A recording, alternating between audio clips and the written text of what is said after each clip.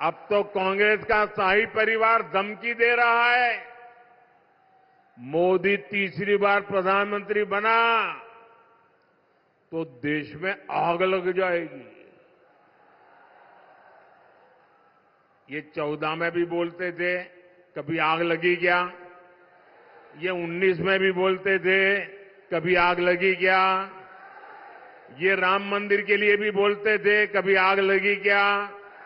ये 370 के लिए भी बोलते थे, आग लगी क्या? बस देश को डराओ, घबराओ, भ्रम फैलाओ।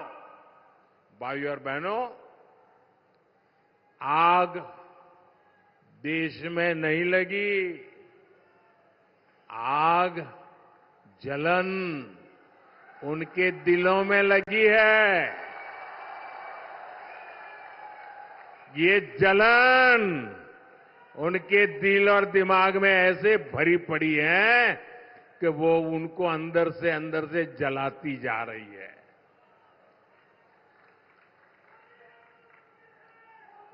और ये जलन भी मोदी के कारण नहीं है, ये जलन 140 करोड़ देशवासियों का मोदी के प्रति प्रेम के कारण है। वो ये प्रेम भी सहन नहीं कर पा रहे। भाइयों बहनों, ये लोग 10 साल से सत्ता से बाहर है।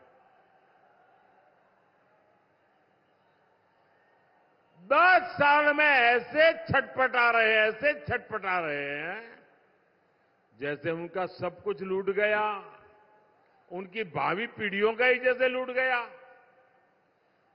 और कांग्रेस वाले अगर यही कारनामे करते रहेंगे ना, उनका तौर तरीका यही रहेगा, तो ये जलन उनको इतनी जला देगी कि देश आगे कभी मौका देने को तैयार नहीं होगा।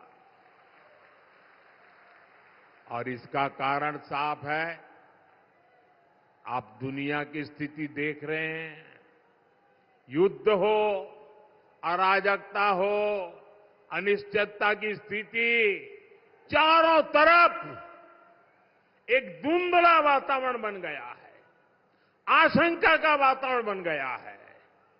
हर कोई भय के साए में दुनिया में रह रहा है। कब क्या होगा, कौन सी मुसीबत आएगी, दुनिया थर-थर कांप रही है। ऐसी दुनिया के लिए एक मजबूत और शक्तिशाली भारत बहुत जरूरी है। भारत आज और अधिक मजबूत होना चाहिए कि नहीं होना चाहिए? आज भाजपा भारत की सेवा में इसलिए लगा है क्योंकि भारत मजबूत बने, भारत सशक्त बने। अब मुझे बताइए, ये काम क्या एक अस्थिर, कमजोर, भ्रष्ट, स्वार्थी नेताओं का इंडी गठबंधन मजबूती का काम कर सकता है क्या? देश को मजबूत बना सकता है क्या? अरे जो पार्टी खुद को मजबूत नहीं बना सकती, वो देश को क्या मजबूत बनाएगी? आप मुझे बताइए भाइयों, शक्तिशाली भारत कौन बना सकता है? शक्तिशाली भारत कौन बना सकता है? मजबूत भारत कौन बना सकता है? सामर्थ्यवान भारत कौन बना सकता है? समृद्ध भारत कौन बना सकता है? शक्तिशाली भारत कौन बना सकता है? मैंने इतने सारे सवाल पूछे, मैं सोच रहा था आप लोग सही जवाब देंगे, लेकिन आपने तो हर बार गलत जवाब दे दिया। ये मोदी नहीं, ये आपका एक वोट कर सकता है, आपका वोट कर सकता है।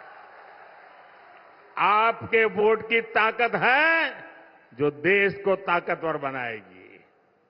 आपके वोट की ताकत है जो देश को शक्तिशाली बनाएगी। भाइयों और बहनों, अभी थोड़ी देर पहले ही दिल्ली में मुझे भाजपा का संकल्प पत्र देश की जनता के चरणों में रखने का सौभाग्य मिला और यहां आने से पहले उसी कार्यक्रम में था।